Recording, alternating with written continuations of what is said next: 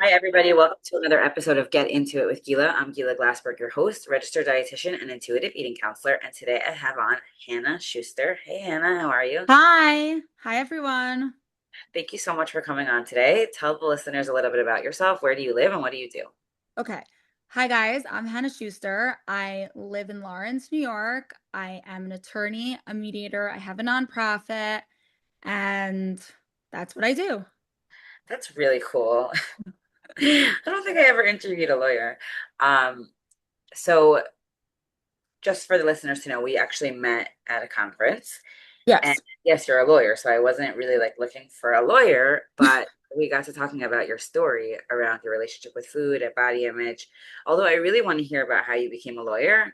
Um, maybe we'll We talk c- about it. yeah, it's definitely part of my law. I would say my relationship with food and my body is probably my biggest relationship. Like that's Yeah.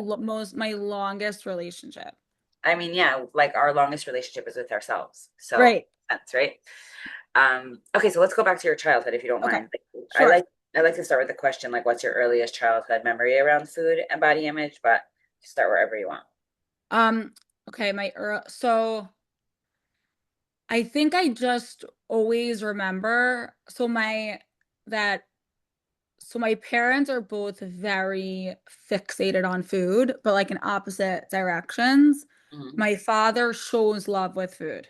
He Hmm. grew up like in the 1950s in Israel. There was like no food. No one Oh, had food.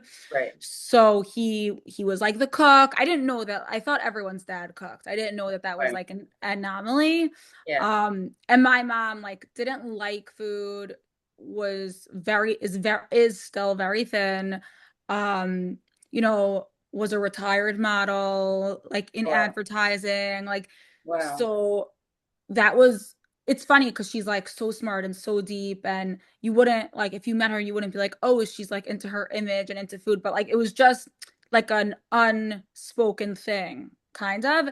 And my dad loved food, loved the excess of food. Hmm. Like even like I guess I have this memory, like as we're talking of like my dad eating this like huge bowl of broccoli with like just broccoli, but like let's say you made what you would eat for a whole family, like a broccoli serving plate, Yeah. and he just would eat it. And I remember my mom being like, Yehuda, that's my dad's first name. Yehuda, like that's for everyone. And like that was constant. Right. Like that's for Yeah. everyone. And like there was like the story I heard growing up from my parents' honeymoon that like they were in like Paris. They were in somewhere like very fancy, like some like very luxurious Parisian hotel where this server was going around with like a Viennese cart for desserts and was like, okay, would you like chocolate mousse? And he had like this huge bowl of chocolate mousse. And I guess the intention was he would like give you a scoop of the chocolate. And my dad just took the huge chocolate mousse bowl off the car and just ate the whole thing in like one sitting. And that was like a story growing up. So it was almost like ingrained in me, like, oh, my dad eats and it's like excess and too much. I don't think I thought in terms of fat. I just thought in terms of like that's embarrassing. Like Hmm. eating too much is embarrassing. Um, it's funny. I have this memory of my mother saying like, you should eat to live, not live to eat. Hmm. Like it's like sustenance. But food was like a major topic in my house. Right. It sounds like it. It was a major topic. I think we all like I'm one of four. I have an older half brother, but he didn't grow up in my house. He's 16 years older than me. He got spared from the eating Food stuff. problems, the food stuff, but we all have like major food stuff. Yeah, that makes sense. So I'll just explain it like how I see it is that I don't know if you're familiar with the study, the Ansel Keys study, but basically it's a starvation study and it really speaks to what your father went through. Um, basically these big, strong, very healthy men, they put them on a calorie deficit. Now this would never be allowed, like ethically, but they put them in a calorie deficit, and it wasn't even like such low calorie. Like let's say it was 1,500 calories, which people think is like a lot, but it's really not, especially for like big, strong men that eat a lot of calories, like maybe 3,000 calories a day. And this was in the 1960s, I believe. These men became obsessed with food. They started talking about recipes and sharing recipes, and they would steal By the way, food. that's my dad. Shares Right. every Yeah. recipe, sits Yeah. with the women talking about Yeah. recipes. Right. Yes, Right. to a T. Yeah. It's really funny. So, whatever. Like, I'm gonna spare the details of the study. You could Google it. It's a fascinating study, although it is in the 1960s, but still, it rings true that anyone who deals with any form of starvation, it sounds like maybe your father had elongated periods of starvation, but Right. it's like a short period of time, a month, 2 months. And starvation can be dieting, by the way. Whenever there's a threat to your survival with food, we become obsessed with food, and it doesn't go away once we have the security of food. Now, if your Right. father was therapy for him, he might be able to get the tools to handle it better. Doesn't sound like it was. I mean, it sounds like it was pathologized more than it was. Like sometimes it's really not, and like it's if your mother was the opposite extreme, there was like probably a lot of shame around it. And I don't know if your father felt shame. Like I don't know his personality. Sometimes men just laugh things off, but they do feel shame. Like I don't know. Yeah, so he definitely like he's very like jolly and like has an amazing attitude. Um, but I think he definitely had shame. Like I'll never forget. Also, my parents became religious. Like more they became Shomer Shabbos, then they became more and more and more, and then I don't remember at what point they became Chalav Yisrael, but like I'm like for my mother it was like amazing because she doesn't like food, so it was like oh my gosh, this is amazing. My father, I'll never forget, he like had like hidden chocolate bars in his car, like, Right. and nuts, not even like like he nuts was like a big thing. My mom Right. didn't want him to eat nuts because of diverticulitis. She's very very healthy, my mom. Okay. So he would like have these hidden stores of food, Right. and we all like almost, this was like the sad thing, like looking at the time it wasn't sad because I was a little kid, but looking back, like I remember we would like sneak him, we were like part of the dysfunction, we would like Yeah. sneak him food, like eat it before mom comes, even Right. like this is so crazy, like jump forward, sorry I'm like all over the place, but No, no, you're good. I got you. like I took I have two stepkids, so we took them to visit my parents. My parents live in Florida now, and my mom was like on a work call outside. It was like a shul event, and my stepson, who was now he's 11, so maybe he was like 9.5, 10 at the time. He goes over to my dad and he's like, "Quick, eat these before Bubby comes in." And I was like, it was like I was like wanted to laugh and cry, and I'm like, he doesn't even live with them. Like Right. they live in Right. Florida, Right. like they come, they go. But I'm like, But he and there already was like, knows the dynamic. It's so apparent, the dynamic that he picked up on it. yeah, yeah, I totally get it. So yeah, so your father was, I mean, anyone who goes through starvation, it's so normal. Like it is one of the most, it really is like the most foundational, fundamental things for a body. Body needs food, body doesn't have food, body looks for food, right? So like whether it's intentional, I mean, voluntarily restricting or right. non-voluntarily restricting, it doesn't really matter. Your brain picks it up as starvation. So that's why I have my own theories. Like I never did like the full research on this, but I have my own theories why women love to talk about food and recipes. And it's like why we are always, especially in the frum world, like we don't really have that many outlets.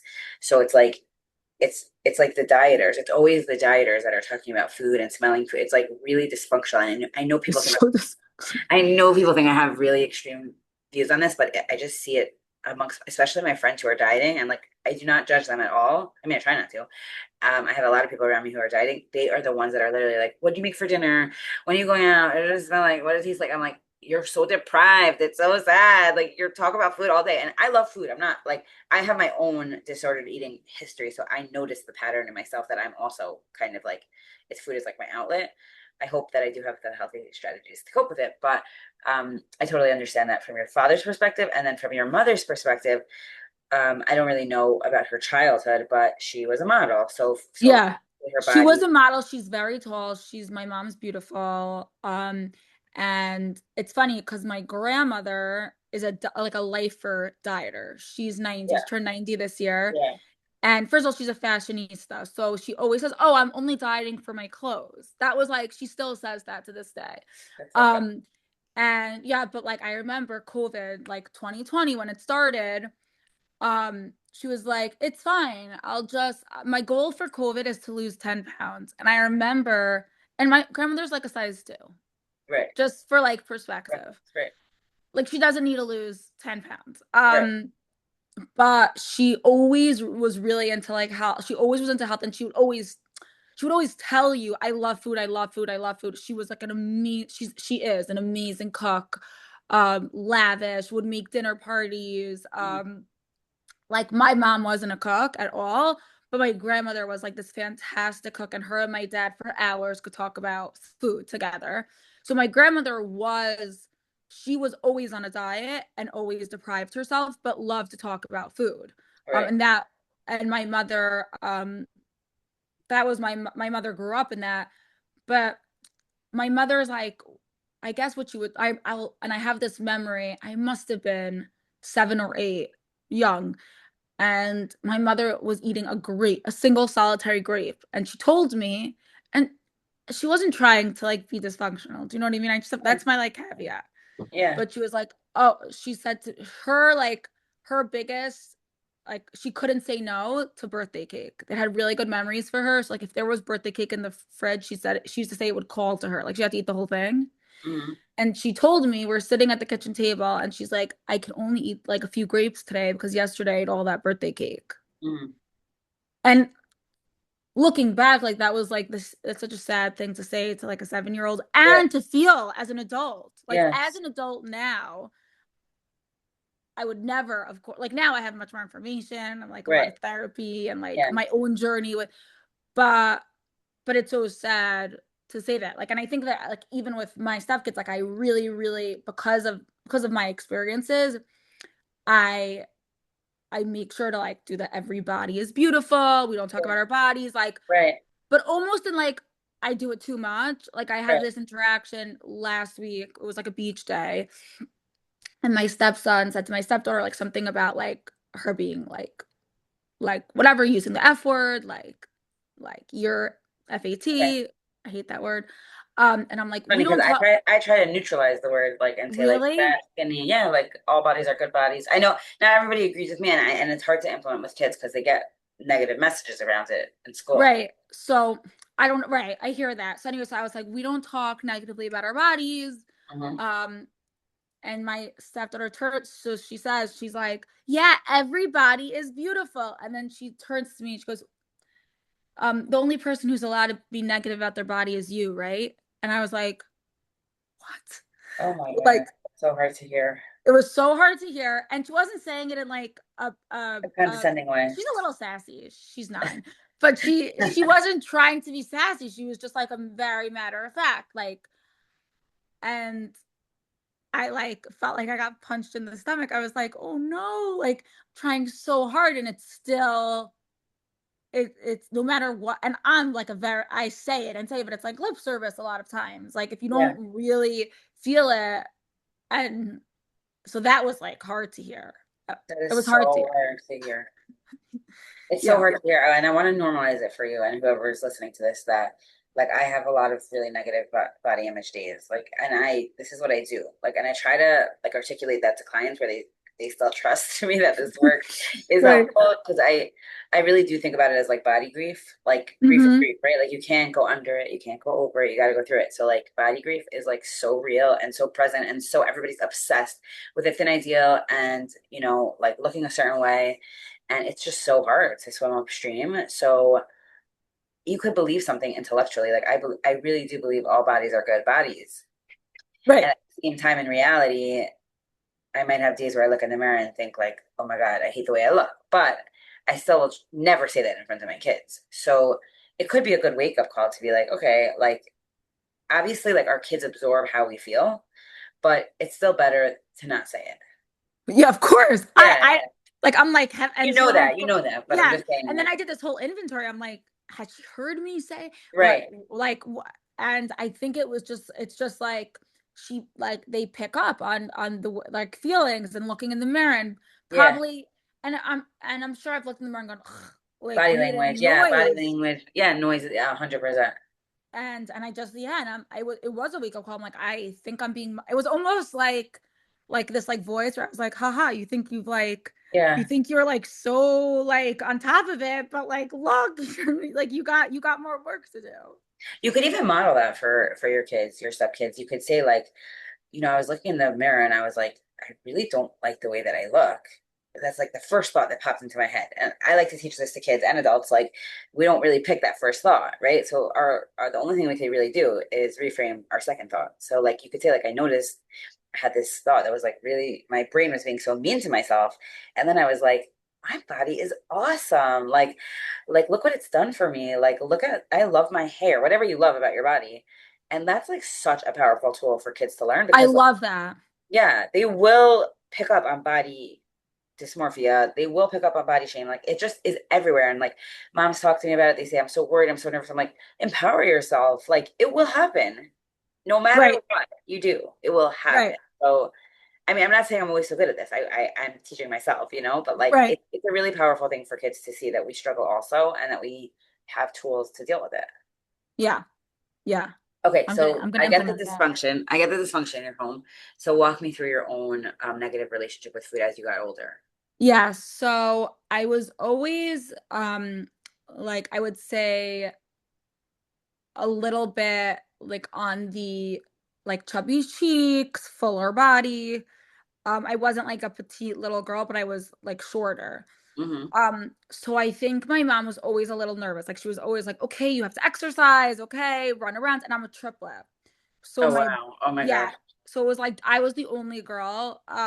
My sister was born when I was 7, but like 6.5, 7. But like for a long time, there was like the like feminization princess. Like I couldn't be like this like chubby princess. You know what I mean? But And you my could mom fix would, that, yeah. I mean, you can be, but my Yeah, but dad you're would in your always house, yeah, in in my your house.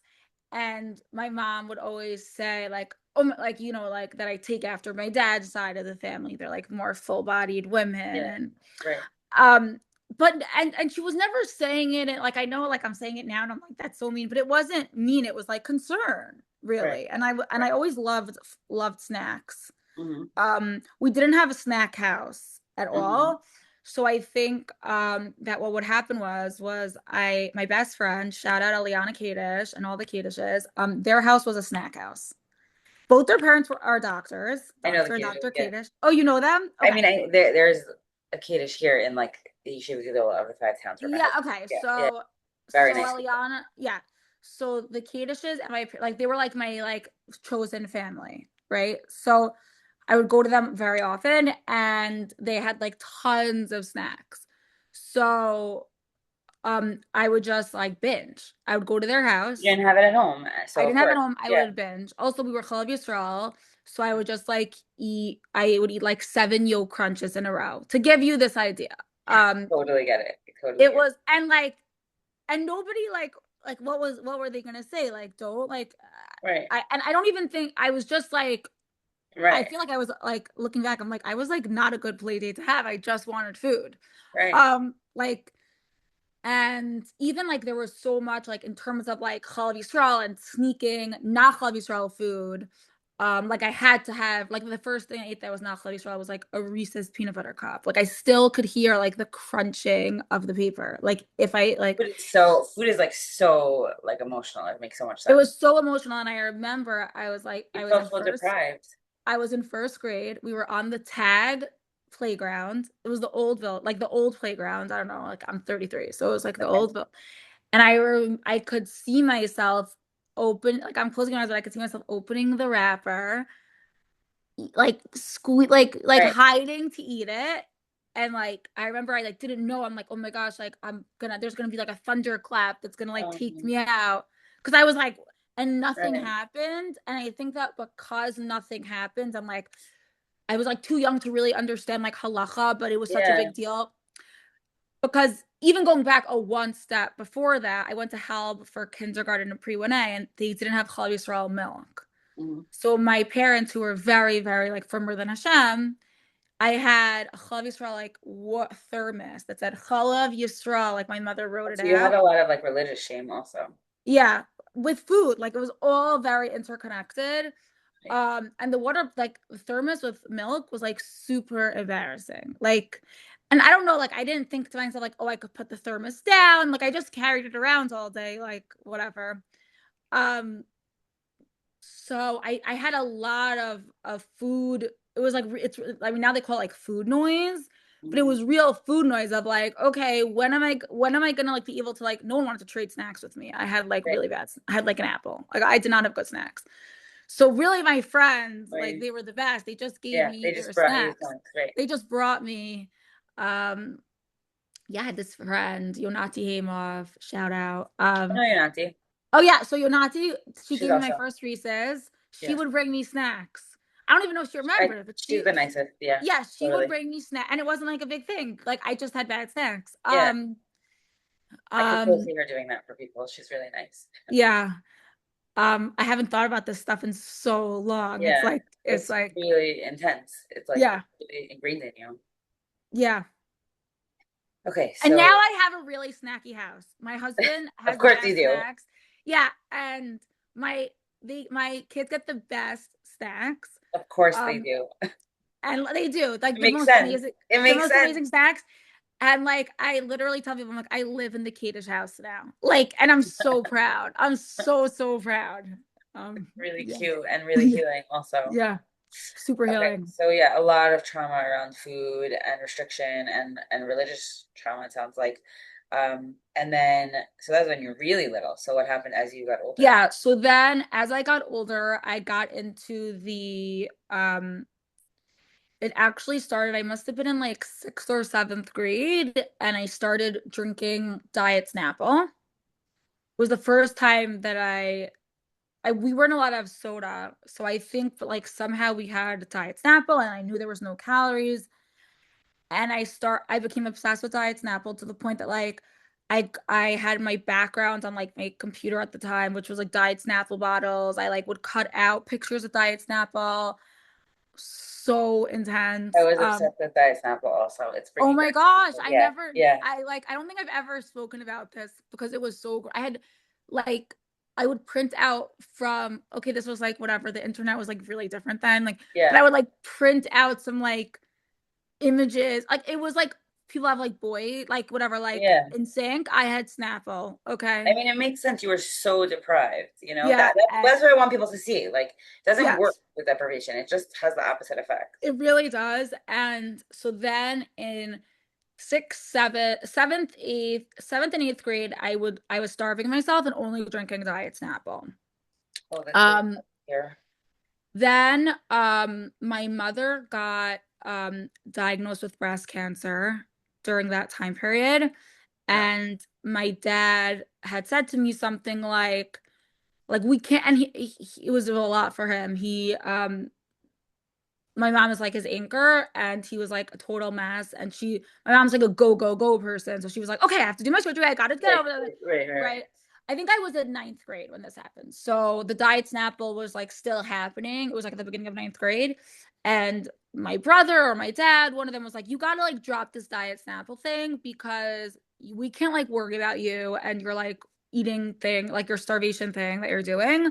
That's what it was, like starvation thing. So they knew. So So they knew. they knew, yeah. Um, like my friends, I remember like my friends called my parents about it. Like it just wasn't, I don't know. Nobody really was handling it, I don't think. There was like other, I don't know. Um, No, it's interesting to like examine it. Like you were starving yeah, yourself. Nobody did anything for 2 years. I wonder right, if your mom was like happy about it because she wanted you to lose weight. right, I mean, it's really crazy, like to think about. I right. I understand think from the mom perspective because I work with teenagers who have eating disorders and they really are so scared to do the wrong thing. So a lot of times they just avoid it. right. I think it was like a lot of like avoid, like there was Yeah. avoiding. And like if we don't talk about it, I think also what would happen was I would starve, and then like eat like whatever when I would eat, the little bit I would eat, like that was she was very happy about because I was like not eating excess. I was like eating very like a like that was like salad, like Mm. super restriction. Oh, yeah, yeah. So How did you maintain the restriction? Like, do you think you had OCD or because a lot of times, like most people can't maintain the restriction because your body doesn't want to die. So like the only way to really maintain it is if you have like anorexia and your brain is like, good job, you got this, yeah, hunger. that's what Yeah. I was doing. Okay. And by the way, I don't think I was like so skinny. Like I look at pictures, I'm like, where was my like anorexic body? Like, And by the way, that's a good thing for people to know that yeah. there's no one size fits all for anorexia. You could be in a larger body and still have anorexia. Yeah, and I was definitely like eating like meat. I was counting calories. I would not eat more than 500 calories a day. Wow, that's really little. Yeah, I didn't have a period. Oh Everyone was my getting theirs. gosh. I did not get mine. Unfortunately, there was a lot of like intervention, but I got it when I was in 12th grade. So I really did damage in that Wow, department. wow. That's so But I'll sad. get to that. Okay, yeah. So then when I was in ninth grade, I was like, okay, I need to like stop this like cycle because my Yeah. mom is like in the hospital. We have to like get to, like, this is a crisis. My family does very well in a crisis. Okay. So I started binging and purging. Meaning you knew that it was very intense what was going on with your mom. You couldn't be like the person that needed the help in the family, it sounds like. Right. So you're like, okay, I'll switch behaviors to binging and purging. Yeah, I don't even And I'll know be how okay. I don't even know. I think because of my old binging, Yeah. like when I was a little. So I think I think what happened was like I was trying to show everyone that I was fine. Like I was like, no, no, okay, it's over. The Snapple thing is over. Um, and yeah, and then but I would eat and I needed to get it out of my body. I mean, I would use, You don't have to say because I don't yeah, want I know it's good ideas, but uh yeah. one It was second. Maybe every time. maybe It you was saw it like on TV. Like maybe you saw what? it. Perhaps you saw it on TV or friends talked about it because I think that that's where girls pick it up, magazines. Maybe like magazines. Yeah. I think like they don't have them anymore, but like first it was like it wasn't like necessarily throwing up. It was like using Yeah. like Other other things, and then once that like didn't really like do the trick for me, then it turned into more and vomiting. more. Yeah, Right. vomiting. And did anybody know? So not until I was in I guess like my friends kind of knew. They knew that I would go to the bathroom after we ate. Um I wasn't like really like binging to the point that like it was like weird, Hmm. like I used to, where I was like, Hmm. but I think I was so, um, I think my friends had some sort of idea like, oh, Hannah has like that eating, she has a eating stuff. It wasn't Hmm. so out Spoken there. about. Okay, People maybe it really, wasn't. at least in my circles, at that time. Um, Did your family and know? I don't think so, no. Okay. So they just felt like you were healed. Yeah. I was like, And okay, we don't have to worry about her anymore. was your mom getting breast cancer extremely like traumatic for you? Yeah, it was extremely traumatic for me. Because this is so interesting, but I had this mentor at the time. I was considered like off the derech. Hmm. Like that was like a big thing when I Yeah. was growing up here. Okay. So I Were was you off the speaking to, derech or like no, no I was like because you were I less went like religious than your family. I They was less rich considered than you. my family. I was hanging out with the like stoner crowd. But I was like always like a very goody two shoes, Mhm. scared to really like be bad, but I liked being You in were attracted to proximity. that, right? Yeah, I like being in proximity to like the edgy people. Dysfunctional. A lot of Yeah, people. yeah, yeah, Yeah, yeah, yeah. yeah. I get it. Um, yeah, and I also felt very understood. Like it Yeah, wasn't totally. um yeah. So I remember I was speaking to her and I was like, I just have this feeling like my mom has breast cancer. I said to her, we were like in Berrylicious, or it wasn't Berrylicious then, it was something else, like Three Scoops. I don't know what it was called, but it was in that same area. They used to have a pre-Berrylicious, a different ice cream place. Anyway, and then um she's like, just ask her. Like she was like it kind of seemed like I was like crazy. Like Wow. and I went home and I said, I have to ask you something, mom. Like, do you have cancer? And she's like, I was gonna tell you tomorrow. That's so weird. I know. She had already told my brother. How did you My know? I don't know. Did you think maybe you heard her speaking on the phone like in your sleep? Right. I think like probably like I knew something was weird. I must have heard something. Yeah. She had already told my one of my brothers, so it could be like I was feeling his reaction. Wow. I don't know. It was very strange. Yeah. But everything happened super fast. Like she got diagnosed, she went to treatment, and my little sister, who was 6 at the time, they made a decision not to tell her. They told my her that my mom went on a business trip. Wow. So at the time, my family was like very secretive, and it was very different, I guess then. But yeah, it was a very traumatic experience. My mom also had complications with her surgery. So, and I like demanded that I like sit there and be there, and like be a part of it. And it was probably not the place for like a 14-year-old. Yeah. Um, So but I so was like very hard. demanding that I be there. Wow. Yeah. Um, yeah. Okay, and before we go to like what happened after, like, did you have support to handle the fact that your mother was diagnosed with cancer when you were that age? Like, you said you had this mentor, but like, were you in therapy? Like, did you have family that was like there to help you if you had questions or? So I think everybody was really freaked out. My mom was, she was young. And she How had old like a was she? very, um, I think she was 45. It's really No, young. yeah. And also she had a very invasive, scary type of cancer. So Okay, that was, not fun. it wasn't, not that any cancer, Yeah, caveat, I don't think any cancer is good, but there are, like you just pull it out, take it out. Like yeah, it was like a yeah. scarier type. Um, but no, I think like everybody was freaking out. Like I remember I have an uncle who he's like very like he's like literally the nicest guy. Like he is one of the nicest guys. And in the hospital, he like screamed at me because I was like there. Mm, Um, happens to be Dr. Kadish is a radiologist. She does mammograms. She's like my best friend's mom. So she was like a very supportive person to me. yeah, Um, and we'll talk about it, but like through my own breast cancers right.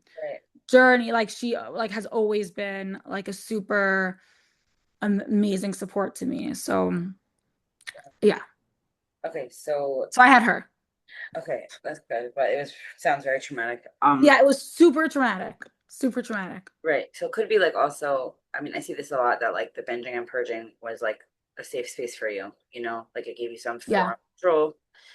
Um, so that, okay, so then you switched to binging and purging, and then what happened after that? So then so I was binging and purging. And then when I was in 12th grade, um, I had switched schools in the interim. Anyways, I fainted in the teacher's bathroom because that's where I would purge, in the teacher's Okay. bathroom.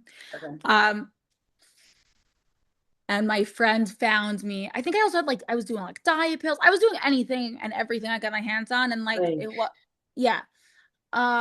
So my friend found me. She called my parents, and my parents took me to LIJ. Um, and LIJ basically told my parents like either she goes into treatment or like we're calling CPS, Wow. which was a very intense reaction, but It could be that was that you were like in really bad shape, like your electrolytes were off. It could be like your dehydration levels was like, I mean, you were right, really not eating enough for about 3 years, so that's right. like really intense. And the fact that nobody was really intervening is I think pretty because I'm telling you, it's because I wasn't like I didn't look, I didn't have right. like the look. But I think It that doesn't like matter. It doesn't right, matter. it doesn't matter. And then I went to Renfrew in Pennsylvania. Um, I was there Did inpatient. you fight? Like did you want to go like at that point or were you like I resisting? was like very out of it. I remember like I refused to pack. Apathy. I You have refused to apathy. pack. My Uh, brother Moshi packed my suitcase for me because I was like, I'm not packing to go to this. Like, this is insane. like you didn't think you had a problem? Like was there a part of you that was relieved that somebody was helping you? I think I was like mostly mad at my friend for calling my mom. That was where my emotions were. Makes sense. Yeah, like and also like a calorically deprived brain is not Right. a well working Um, brain, so it makes but I sense. remember like when we got there, and it was just funny, like the night before, and this is like a famous story and like a family lore in my family. The night before I left, my dad had like one of these like nut go, like I don't know if you ever seen them in like Cold Save, like the like chocolate protein-ish bars, whatever. So I was eating one of them. He's like, don't eat my bars. You're just gonna throw it up anyway. Ugh, And he wasn't making a joke. Like he was just like, right. what's the point of eating my stuff? Like in his brain, it was like, that's mine. Like, why you um Ugh, and he, and he didn't really understand anything about that. So he was like, if you're just gonna throw up, like, don't eat my stuff, eat someone else's thing, which is like also funny how like that's like he's like yeah. I bought like he was like saving I mean, them. he was possessive over his food, understandably. He didn't have Yeah. food. Yeah.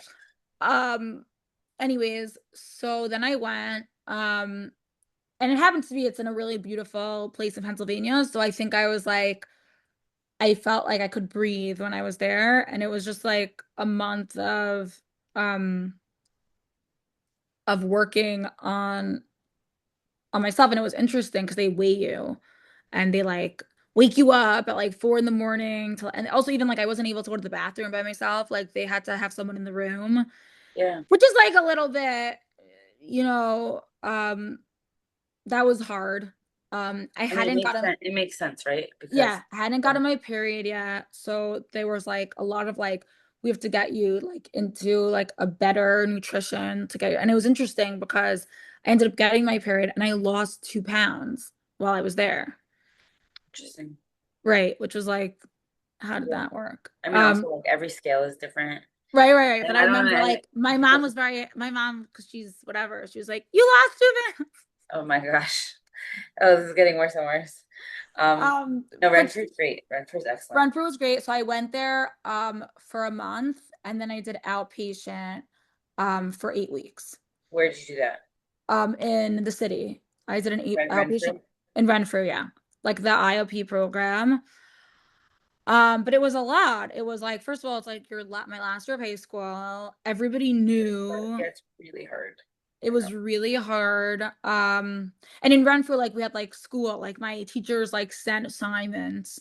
Mhm. Um, but it was a lot. It was a lot. And Did you feel embarrassed? yeah, I was embarrassed like that I couldn't just diet like other people. Like I'm like, ugh, people diet and like it works for that. Like what the heck? Like that was my like That's like your teenage brain, but also like what we're really fed, like as adults. You know what I right. mean?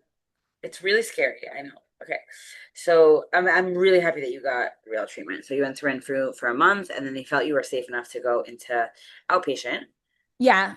And then it was interesting because they thought, well, they suggested that I go stay with my grandparents for 2 weeks before going back to school. Okay. So then I Fine. went, my grandparents were living in Arizona. I don't know, they thought it was like a more low pressure Okay. um and Was there a and lot of pressure in your house, do you think? I don't remember feeling it at the time, but like looking back, every discussion was around food. What are we eating? What's happening? Really What's my intense. dad doing? Yeah. Is my dad fat?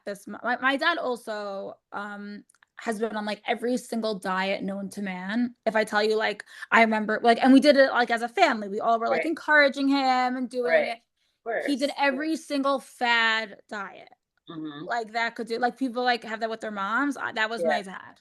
Okay. Got Yeah. it.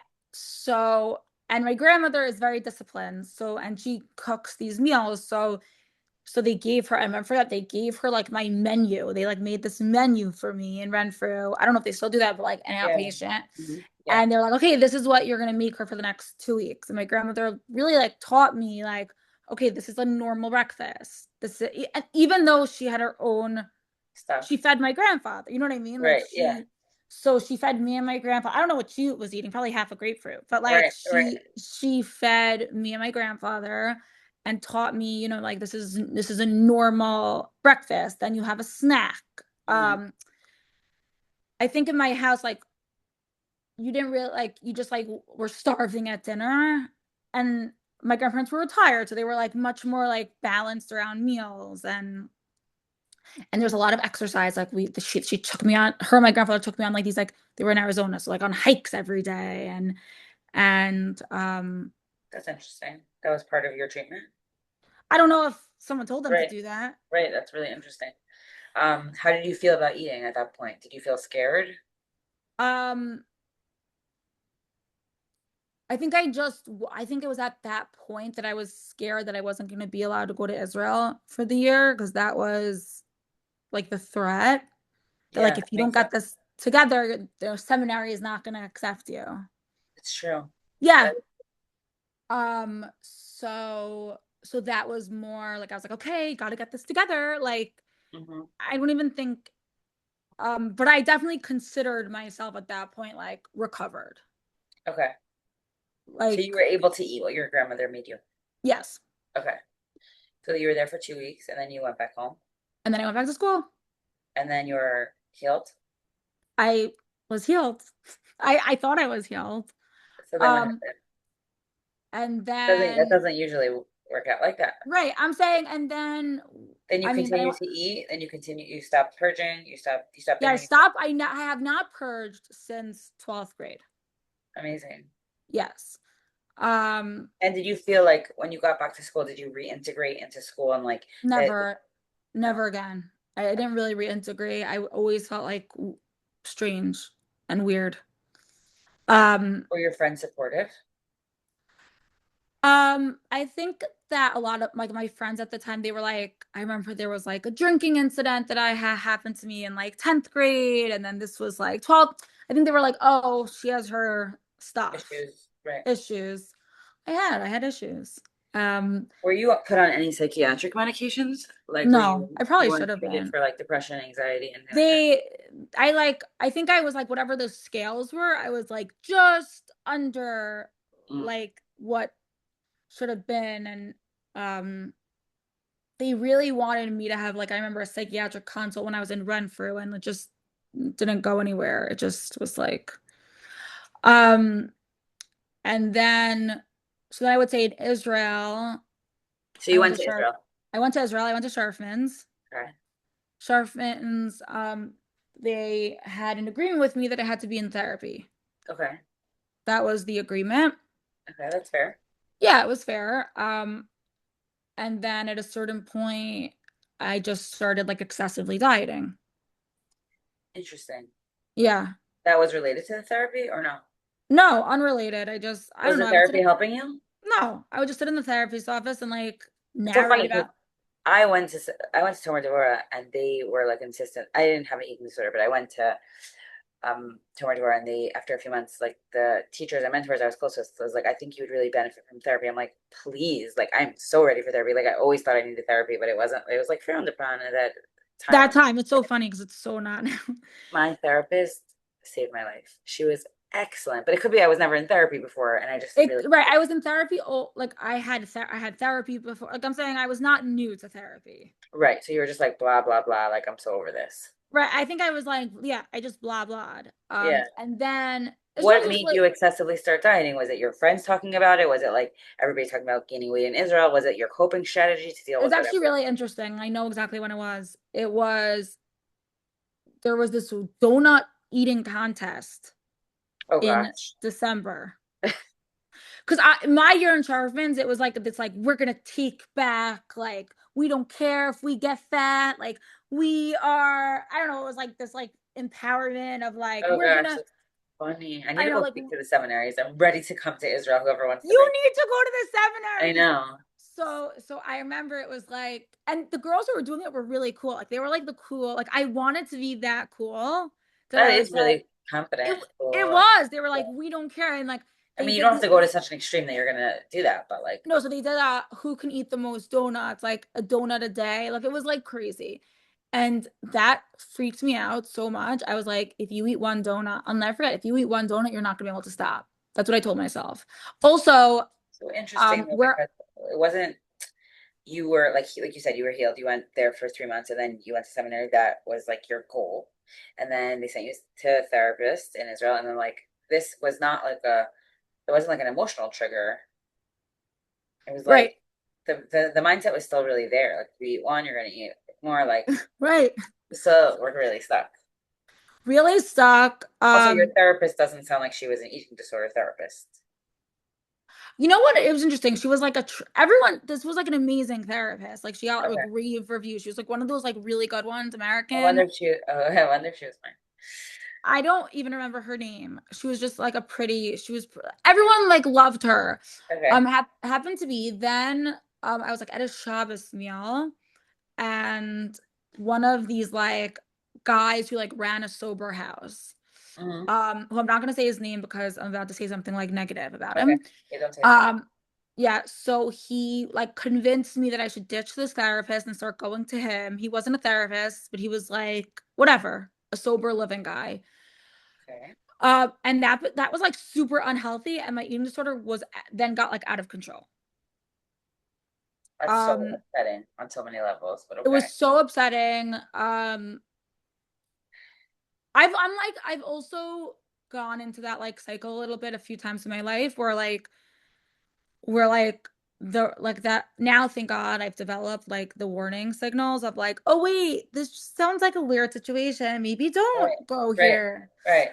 It was like very like, oh, this guy seems to like, I've confident, like, oh, like uber confident men, like I'm very drawn to. Like I'm like, oh, they have the secret of Right. like, Yeah. and he very much was like, he was like 7 feet tall, very charismatic, had these sober houses, Right. and That'll do it.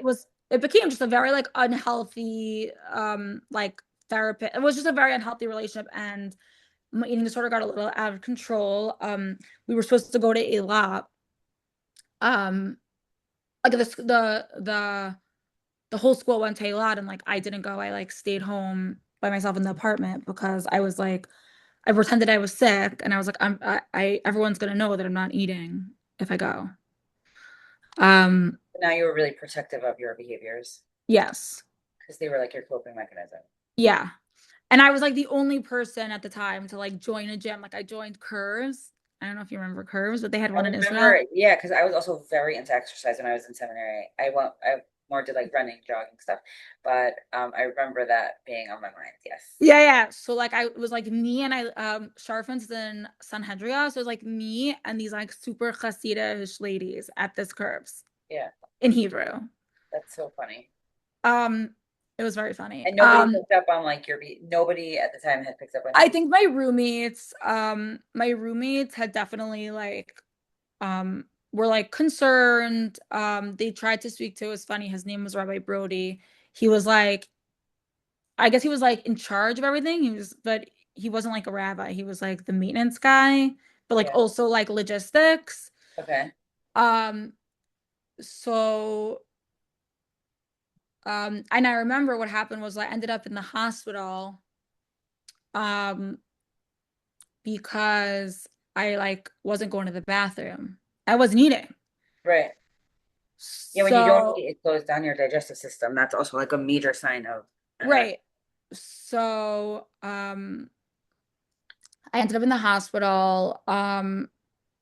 And Rabbi Brody, he like had picked me up, and he from the hospital. I'm not. It was a long time ago, but like he said something like, "I hope this isn't, like because you're not eating, like because like that was we had that concern." Like he said it in like not like a mean way or a nice way. He just was like very matter of fact, and I I was mean, like, "Oh my, I just want to say this is a reason why I'm like really concerned about girls with eating disorder histories going to seminary and or camp. Like, it's a yeah." really hard decision to send or not to send. It is, and I think people make it really lightly, and I think we also we look at eating disorders like a lot of times as like self-control. Like, wow, they have such good self-control. And it's not true. It's It's a controlling you. real, It's a yeah, yeah, it's a it's mental really disorder. So pathological. it's Yeah. sad that you weren't put on any medication. That's really sad. Yeah.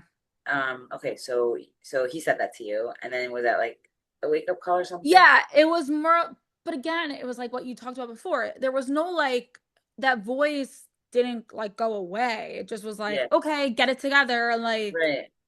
like you have to like, It's not enough to heal you. You didn't have the tools to get it together. Like you right, were really, really sick. right. Yeah. Um, it kind of just always was like they're not there, they're not there. And then I would say I got married, I went to law school, Oh, I so got to after that, yeah, nothing I married, happened. You nothing weren't happened. treated, I wasn't treated. and it continued. It continued. I married my high school You boyfriend. came home from seminary. Yeah. Hi, and All then I you got wanted to married do right was get away. married. All I Okay. wanted to do was get married to him. And my parents were like, okay, well, you can't have this like eating thing, like if you're gonna get married. Eating thing. Funny. Right. Um, and And did your then boyfriend know? Did he know? he yeah, he knew, but like he thought it was like funny. So he really just didn't understand. Yeah. And then we ended up getting divorced. Like I couldn't be, I mean, whatever, we were super young, we are like 19. You were 19, he was 19. Yeah, You got we married. got How long were we you got married 4 years. for? Okay. We got divorced when I was in law school. Um, my first semester. So And were you like in active eating disorder for those 4 years? yeah, yeah. I did different things. And I remember like I did this crazy like caveman diet. That was like the rage. I don't know if you remember the Yeah, caveman. paleo. Yeah, totally. Paleo. So I was like obsessed with paleo. I would just get obsessed to a different time. I was like my dad. Like looking back, I'm like, oh my God, that was me. I was like my dad. Or it could And be he like OCD, like a form of Yeah, OCD. and I would like do like there was like the insanity workout. Do you remember the insanity way of Yeah. eating? Yeah. I No. was like whatever was like a fad, I was Yeah. doing it. Pre-Instagram. It was like And pre-Instagram. And maybe there you and was your Inst husband, like at the time, did you have like a very volatile relationship? Like, was it my husband actually when we were married gained about 200 150 to 200 pounds. When we got divorced he was 300 pounds and was so like 5'7". was it like a you and your dad and mom like being carried out in your marriage situation? Yeah, probably. We were very young and our dynamic was like unhealthy. Was really unhealthy. I definitely never told him to diet because to me that was like I can't that was my mother did. Yeah. Um, but he was like obese. He was Like like he was using food to cope and you he were was using using food to restriction. cope probably yeah, he was using food to cope just like I was. Like it Yeah, was just restricting, yeah. yeah. But we looked so funny together. Like I have a picture, I have a like there's this picture of us like on the beach. Um, and he's like 7 of me, and I'm like at that point I looked much like my bones were like sticking out. Um, so which was like the first time for me Right. that I looked like that. It was like Um, your body didn't have any fat stores right, after all those right. years. That's what And happened. that yeah, and then I was in law school and when we got divorced, it was a very surprising divorce. He just left one day and didn't come home. Oh my Yeah, gosh. So sad. I'm so sorry. so sad. I Did mean, you he love did what him? he Like, what? did you love him? Like, was it a heart? Was it like I love heartbeat? yeah, I'm saying I loved him. Right. I guess like now that I have like a very now that I'm in a healthy relationship, I'm like, okay, we were not healthy. It was like Right. definitely it was like what people would say like toxic. Yeah. We were like very codependent. Um, Getting married was like an escape for you. yeah, and for him, You- for both of us, we're And like you we were need to get out not, of our house. you needed help. Like, you needed professional help, not Right. like another Right. person to take care We of I it. think we both thought it was gonna like solve all our problems and we were Yeah. like 19 and like obsessed with each other and like each Right. other's best friend in the world. Right. And like that's not necessarily a recipe for like a long lasting marriage. Yeah. Um Totally. I totally get it. so he like disappeared. I didn't even know where he So was. he left you.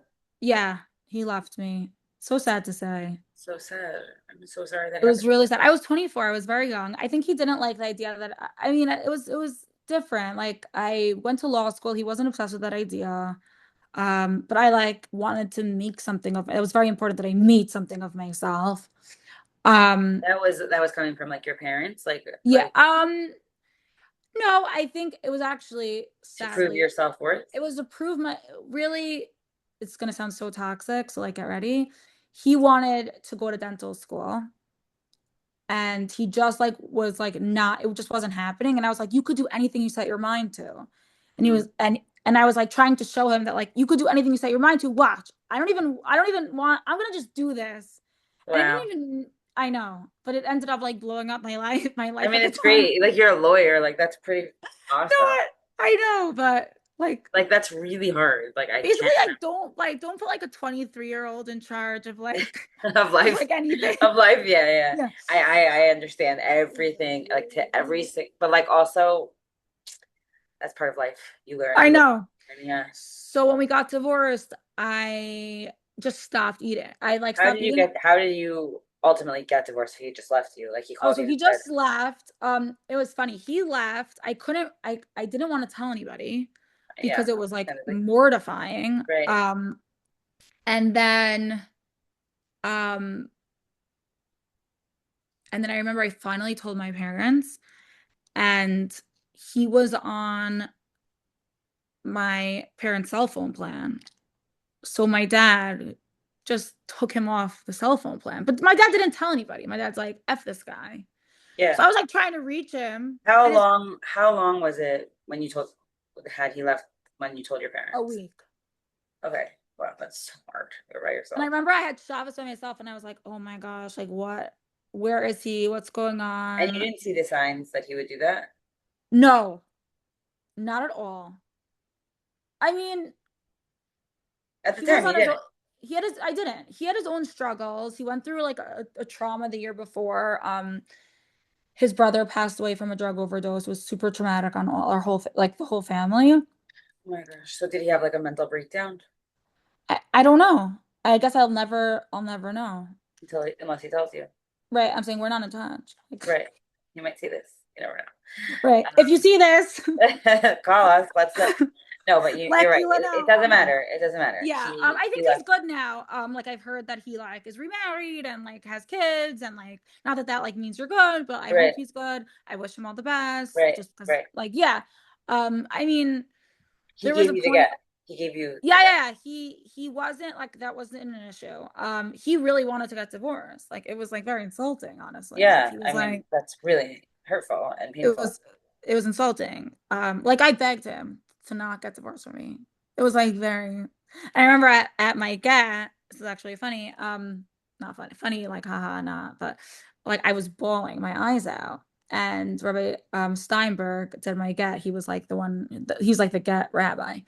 And he turns to my ex and he's like, she's like, she's like really upset. Like, are you sure you want to do this? And my ex was like, it's fine. If it's meant to be, it'll be like we'll get back together. And the rabbi's like, that's not how it works. Like, what? And he turns to me and he's like, you're better off. Like Oh, you're he felt good. it was like he hated himself. Yeah, like I think he just we were so young. We were so young. We had no business being married at that. Like, and also we were maybe if you're like young and super mature and like don't have like a lot of like mental health issues you need to work through and like Yeah. have your like Yeah. we just both were like really dysfunctional Right. and had no business being married. Right. And again, like it's interesting, like as an adult looking back on this part of your life, being like, I totally understand the patterns and the dysfunction, but like in our culture, it's like so normal to get married young, and like it's. Right. And I'm not saying anything. I'm not trying to like put our culture down. I got married really young. Also, I was 21. My husband was 21, and we also met in high school. Um, and we're still married happily, but it's definitely like a lot of ups and downs. Normal. Right. And I think for us also, like we were also going in just very different directions. Like we weren't grow. I think if you like grow together and you're like on the same page, but like even like I'm saying, I look at myself and there were things like I totally could have done. Like I didn't necessarily grow up in like a words of affirmation household. So I remember I read the book. I read like every single book after we got divorced to figure out where I went wrong. Okay, wow, Um, you did a lot of like self yeah, introspection. I spent like a year, like I was like doing like constitutional law and like You lived by yourself? criminal law. Yeah. And I was like, how do I figure out? I'm gonna read every single like love self-help book. So I read like Really cool. Good the for love you. the love languages like 5 times, and I I love that discovered book. me Love. too, and I discovered that I didn't do words of affirmation, and that was his love language, and that was maybe the root of the issue. And it's Okay. funny because my husband, I am like married to the most amazing guy now, And when I tell him this, he's like, it's crazy that you used to not like words of affirmation are your thing. I'm like, Wow. now? Like, Right, right. You learned so much from your experience. Amazing. right. So I can't even say like I regret it. Like Right. I really agree. But when I was getting the just to go back, when I was going through the divorce, I couldn't eat. I was like the lowest weight I've ever been. I was like in the 90s, which like was Yeah, abnormal. yeah, And my friends from law school who like keep in mind I like just met these people. Like yeah. I'm saying I met them in August. This is in like November, December time. And they were like, you really have a problem. Like you look really ill. Like you're They gonna knew that you die. had just gotten divorced. They knew. They knew that like yeah, I think like I like they like bonded. We like Right, bonded. They were like my study group. right. So they were like they like took care of me. Wow. And I never really had like such a first of all, I was never in an environment with like every environment I was in was like very Jewish. This was like the first Mhm. time I was like exposed to like other people really. I mean, except like at work, but like in this like different type of environment. And they loved me and gave to me and I got into therapy and being like loved in such a full way by women, by like even my male friend. Like it was, and also it was like this intellectual, it was like a combination of like intellectual and just like super supportive. It was like very healing.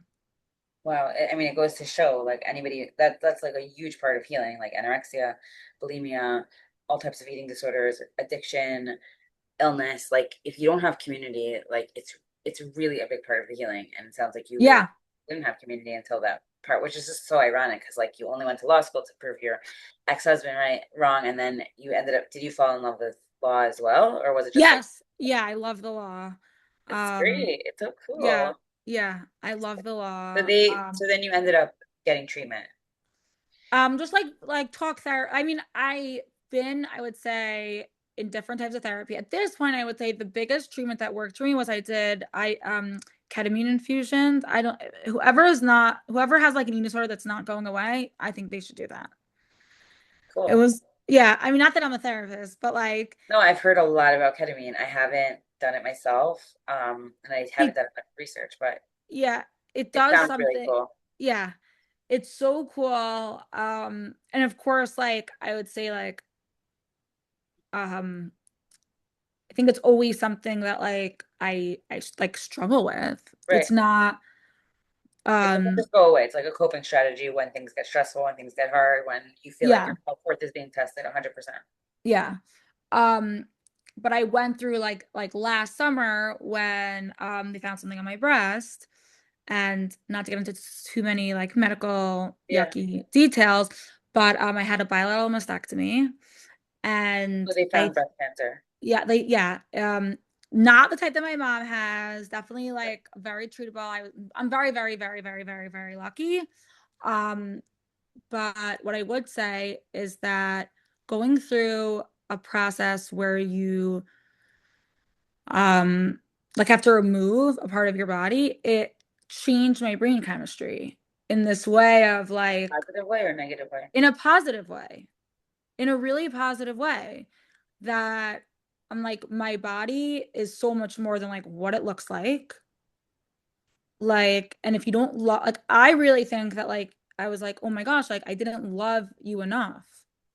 And like, when I was going through it, like, my doctor, Nibra, Dr. Banks, he was the best, if anyone needs. Um, he had set me up with like a therapist, to like say goodbye. And I did this Bloom, it's like a breast cancer survivorship where like the prehab for breast cancer. And one of the things was like you write a letter to your body and like you say goodbye. Mine was like 22 pages. Mm. Yeah, and it was I'm just really like like getting emotional. That's yeah, great. it was so emotional, like saying goodbye and before my surgery, I put on a lot of weight. I gained 40 pounds before my surgery. A lot of it was just stress. It was stress, and they were using It's like compensatory. The body, like when someone goes through anorexia, they tend to end up gaining a lot more weight later on, and it makes sense. yeah, But I and it like, was like in a 3 month span. Hmm. And I remember people were like, "Oh, you must have gained weight because you're on medication." I'm like, "No, I'm not. Like, what are you talking about?" But Was that was it was it also, was it like allowing yourself to eat finally? yeah, yeah. I let myself eat everything. I was like, I'm chopping my body up. Like I can eat whatever I want. I had like pasta. I don't think I ever ate Was it pasta. healing? Was that healing It for you? was so healing. Or- It was so healing. I would sit at a restaurant and order a pasta dish. I had never in my life ordered a pasta dish. I was 32 years on this earth. Never ordered pasta for myself. I had pasta, I had pizza, I had cake. I wasn't like nibbling off other people. You're like, I'm eating this. This is what I'm eating. Yeah. So I Uh, think how your healing happened was like I'm just gonna make an assessment for myself because I talk about this a lot with clients that like your body is so much more than how it looks. Like it's really mhm. like the least important part of who you are. Like we don't relate to people in our bodies. Like you don't love or hate your husband more because he's skinny or fat. You don't respect people Right. more. Like you don't really. I don't even think about the people that I love the way they look. I think about like everything that they represent. So it's just so funny that we live in a culture. I don't like blame people. Like you do relate to people on a physical level. Like I wouldn't know who you are if I didn't know your face, right? Right. Like we do obviously live in a physical world, but like our body, like we take the way that we look, myself included, like so seriously. And like, of course, you should take care of your hygiene and take care of your health and like look good because it makes you feel good, but it shouldn't be like your priority because at the end of the day, especially after an illness and after a surgery where you're removing a body part, you're like, this body is so much more than the way that it looks. And you just had that like profound lived experience. Yeah, and even like as like I'm saying my surgery was August, so we're almost like a year. Wow. And like even like I'm still not fully like physically back 100%, but like every time I'm like exercising, it's like for a purpose and it's like to build my body, not to like look a certain way, which Right. is the first time ever Yeah. that I've lived like that. Okay, so it's 12:28 and we're supposed to end at 12:30. I really don't want to end. So here are Okay. two options. Do you want to take 10 more minutes and I'll try to rearrange my schedule, or do you want to do a part two? Let's do a part two. Okay, so Yeah. we'll have to remember what we're up to. So we're Yeah. still in here, like we're basically after 1 year after your divorce, all your self-help. Oh, okay. Okay. And then we'll get back to that because you Okay. kind of skipped ahead. I know. Okay. Okay. I love this. Okay, this is I amazing. think Like, I should come to you. I'm like, hello. Like, I mean, this is what like my first session often looks like. I just okay, obviously I don't need to publish come it, to but you. there's so much healing that you could still do. I mean, I didn't hear the end of the story, but like Right. you are like way ahead of the game. Also, like it's so sad that you have to go through cancer and divorce, but like you've learned so much through your life Right. experience. I know. It's crazy. Okay, so thank you so much for coming on, and we will Hello. I'm definitely do so a part okay. two. We're gonna do a part Okay. two. Okay, have a Okay. great day. Bye. Bye.